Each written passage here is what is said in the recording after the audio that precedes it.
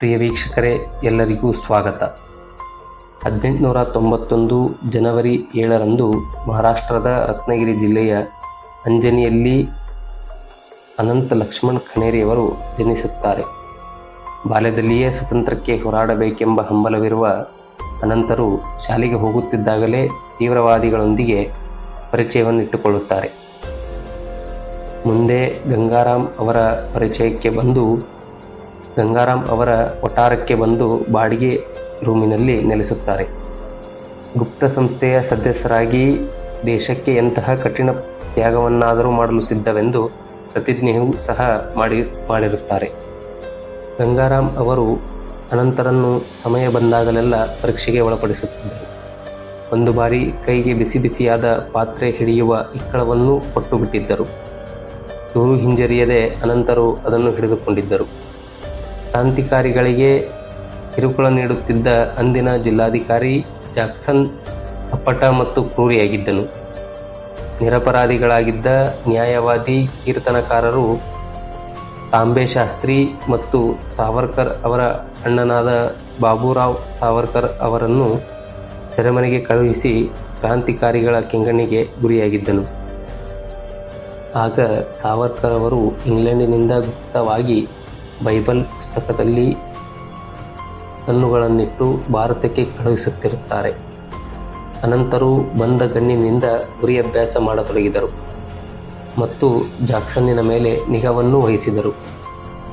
ಜಾಕ್ಸನ್ನನ ಕೊಂದ ನಂತರ ಅವರಿಗೆ ಗಲ್ಲು ಶಿಕ್ಷೆ ಖಚಿತವೆಂದು ಅರಿತಿದ್ದ ಅನಂತರು ತಮ್ಮ ಭಾವಚಿತ್ರ ತೆಗೆಸಿ ತಂದೆ ತಾಯಿಗೆ ಕಳಿಸುವ ಸಿದ್ಧತೆಯನ್ನು ಮಾಡಿಬಿಟ್ಟಿದ್ದರು.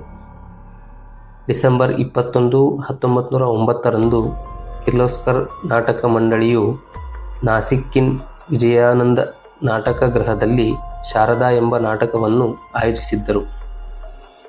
ಅಲ್ಲಿನ ಜಿಲ್ಲಾಧಿಕಾರಿಯಾಗಿದ್ದ ಜಾಕ್ಸನನ್ನು ಸನ್ಮಾನಿಸಲು ಮುಖ್ಯ ಅತಿಥಿಯಾಗಿ ಆಹ್ವಾನಿಸಿದ್ದರು. ಈ ವಿಷಯವನ್ನು ಮೊದಲೇ ತಿಳಿದಿದ್ದ ಅನಂತರು ಸಕಲ ಸಿದ್ಧತೆಯೊಂದಿಗೆ ನಾಟಕ ಭವನಕ್ಕೆ ಆಗಮಿಸಿದ್ದರು. ಜಾಕ್ಸನ್ನನು ನಾಟಕಗೃಹವನ್ನು ಪ್ರವೇಶಿಸುತ್ತಿದ್ದಂತೆ ನೇರವಾಗಿ ಎದೆಗೆ ಗುಂಡಿಟ್ಟು ರಕ್ತದ ಮಡುವಿನಲ್ಲಿ ಜಾಕ್ಸನ್ನರನ್ನು ಅನಂತರು ಮಲಗಿಸಿಬಿಟ್ಟರು. ಇಡೀ ನಾಟಕ ಭವನವೇ ಸ್ತಬ್ಧವಾಯಿತು.